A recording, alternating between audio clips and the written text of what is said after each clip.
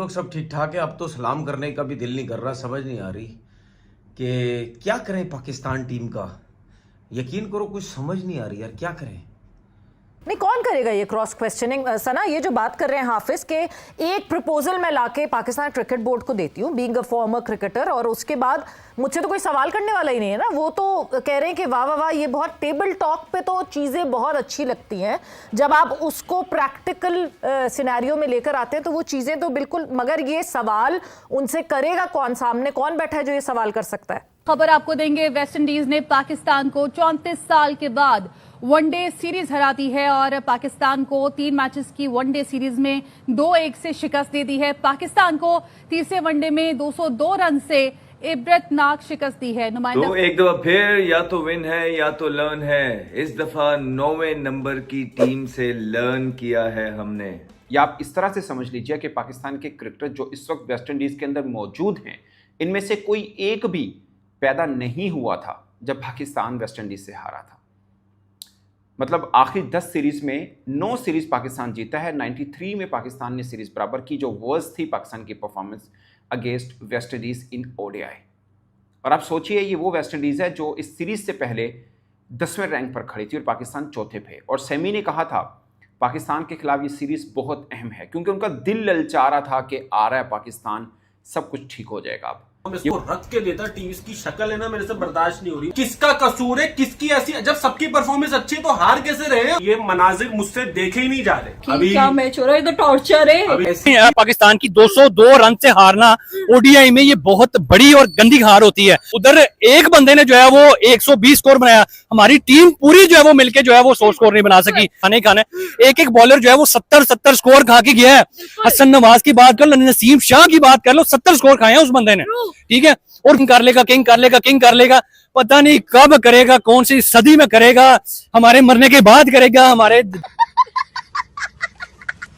मतलब यानी वो टीम वेस्ट इंडीज की जो बिल्कुल हमारी टीम के आगे, अगर मैं ये बोलूं बिल्कुल फारिग ऑर्डिनरी टीम, जिसकी रैंकिंग 10वें नंबर की थी, उसने हमें ओडीआई के 2 आखिरी मैच मार दिए। शुक्र करो T20 भी वो जीते नहीं। अभी इन्होंने रोटेशन की बात भी की हाफिज साहब ने। एक छोटा सा वाक्य मेरे ज़हन में आ गया कि हजारों फौजी एक जगह पे मशकें कर रहे होते हैं, महीना गुजर जाता है तो फौजी प्रोटेस्ट करते हैं, कमांडर से कहते हैं कि सर महीना हो गया है, हमारे पास यही यूनिफॉर्म है, ना हम धोने की इजाजत है, ना हमारे पास नहीं है, इस पर कुछ पॉलिसी लेके आए। वो कहता है मैं बताता हूँ। एक माह के बाद दोबारा वो पॉलिसी लेके आता है, बोलता है कि आपके लिए गुड न्यूज ये है कि आप यूनिफॉर्म चेंज कर सकते हैं। सारे नाचना शुरू कर देते हैं, कहते हैं पूरी गल सुन लो, आप लोग यूनिफॉर्म चेंज जरूर कर सकते हैं, मगर आपको नई नहीं मिलेंगी, आप एक दूसरे के साथ चेंज कर सकते हैं।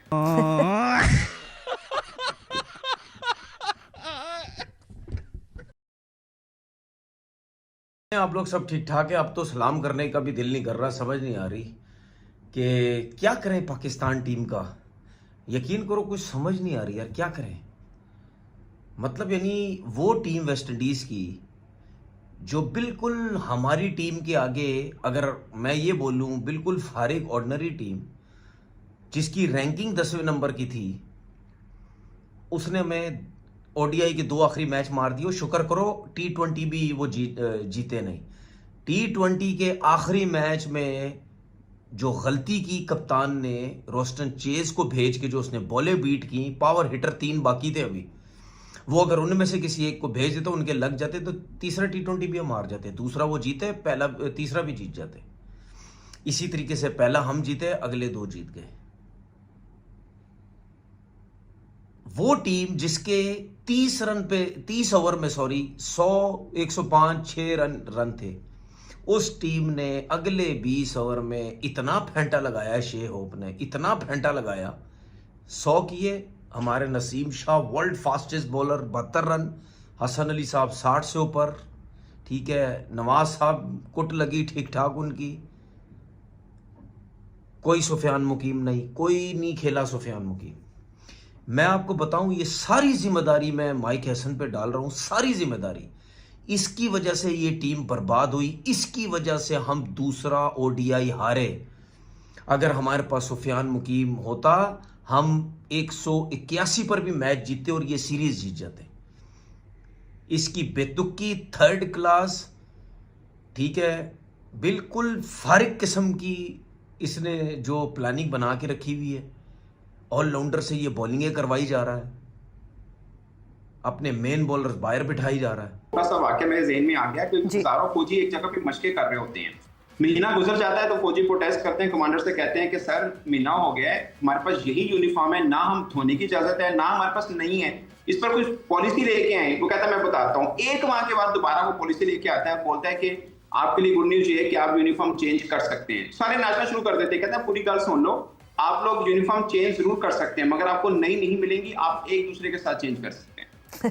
तो यही पाकिस्तान में है। आपका मतलब क्रिकेट से शुरू करें, आपका हसन अली नहीं होगा फॉर एग्जांपल तो हारिस रऊफ आएगा, हारिस नहीं होगा तो हसन आएगा, शदाब नहीं होगा तो नवाज आएगा, नवाज नहीं होगा तो शदाब आएगा। तो दोनों एक दूसरे के साथ चेंज करें, कोई नवा सानू मुंह तेरी लांडे के भी आप वालों भी चंगा है। आप उस उधर लेके आ जाए वहाब या कोई और, आप जो पाकिस्तान क्रिकेट बोर्ड के सिस्टम में हैं, हाँ। उनको एक पोजीशन पे लेके आते हैं, वहां पे नाकाम होते हैं, उनको दूसरी पोजीशन पे लगा दिए जाते हैं, वो वहां पे नाकाम होते हैं, और फिर एक तीसरी पोजीशन पे लगाया जाता है, क्योंकि नकवी साहब के बारे में मशहूर है कि वो जिस पे ट्रस्ट करते हैं उसको अपनी टीम से नहीं निकालते हैं। ठीक है, मगर उसके लिए उसको काबिल होना भी जरूरी है। और किसी के लिए कोई आप अगर पोजीशन ना मिले तो क्या स्पेशली करते- क्रिएट कर देते हैं पोजीशन। एग्जैक्टली तो वो ये अब देखिए ना, सीनियर मैनेजर भी कभी रहे वहाब रियाज, कभी वो तमाम बड़े मेंटोर के बॉस भी रहे, कभी वो पाकिस्तान टीम के बॉस भी रहे, कभी वो चीफ सिलेक्टर भी रहे, अभी आजकल पता नहीं क्या कुछ और उनके पास है, क्या कुछ ले लिया गया है। और खाली वहाब नहीं है कि हम खाली एक बंदे की बात करें, बाकी भी आप उठा के देख लीजिए, बाकियों का भी आप देखिए। कोई अब क्या चेयरमैन साहब को ये समझना मुश्किल है कि एक बंदा साबिला फरहान टीम में आया, उसने एक मैच खेला, मैन ऑफ द मैच हुआ, अगला टूर आपने जाके बांग्लादेश में किया, उसको खिलाया नहीं, फिर जाके खिलाया, वो मैन ऑफ द मैच हुआ। यानी एक बंदा जो इतने जोर जोर से दरवाजा खटखटा रहा है, मजबूरी से आपको खिलाना पड़ रहा है। सुफियान मुकीम को आई डोंट नो कैसे निकाल दिया, फिर आपने खटखटाने के बाद वो दरवाजा तोड़ भी दिया उसने, तोड़ भी दिया उसने, सही बात है। ठीक है ना, तो ये समझना क्या मुश्किल है कि यार एक सलमान मिर्जा नया बॉलर है, 3 मैचेस में 7 विकेट ले लिए, रोटेशन पॉलिसी नए लड़के पे नहीं होती है। खबर आपको देंगे, वेस्टइंडीज ने पाकिस्तान को 34 साल के बाद वनडे सीरीज हराती है और पाकिस्तान को 3 मैचेस की वनडे सीरीज में 2-1 से शिकस्त दे दी है। पाकिस्तान को तीसरे वनडे में 202 रन से इबरतनाक शिकस्त दी है। नुमाइंदा खुसूसी बराए खेल शाहिद हाशमी हमारे साथ मौजूद है। शाहिद साहब, 34 साल के बाद पाकिस्तान को वनडे सीरीज हरा दी वेस्टइंडीज ने। बिल्कुल 34 साल बाद ओवरऑल, और अपने मुल्क में 37 साल बाद। आखिरी बार उन्होंने 1988 में पाकिस्तान को किसी बाहमी वनडे सीरीज में शिकस्त दी थी। बड़ी मायूस कुन कारकर्दगी आज पाकिस्तान की रही। 209 रन से, जो 44 ओवर में 209 रन से वेस्ट इंडीज के वहां से 294 रन करवा दिए, और उसके बाद फिर जेडन सील्स की बॉलिंग कोई भी नहीं झेल सका। 6 विकेटें उन्होंने इस मैच में हासिल की। शुरू का तो स्कोर कार्ड ऐसा लग रहा था 0-0-9-0, जैसे तुर्की का कंट्री कोड है, तुर्की हमारा दोस्त मुल्क है, उसका कंट्री कोड है। 3 बैट्समैन इब्तिदाई 0 पर आउट हुए, साइम अयूब, अब्दुल्ला शफीक, मोहम्मद रिजवान।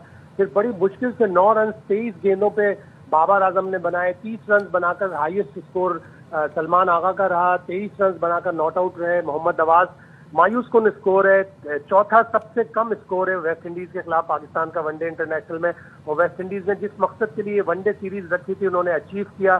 सीरीज भी जीती 2-1 से, और अपनी रैंकिंग में 1 दर्जा तरक्की हासिल किया। वो 90 नंबर पर आ गए हैं, और वर्ल्ड कप जो 2027 है उसकी रैंकिंग उनको जो 9 नंबर की चाहिए थी वो उन्होंने अचीव कर ली। मायूस कुन कारकर्दगी पाकिस्तान के बॉलर्स की भी।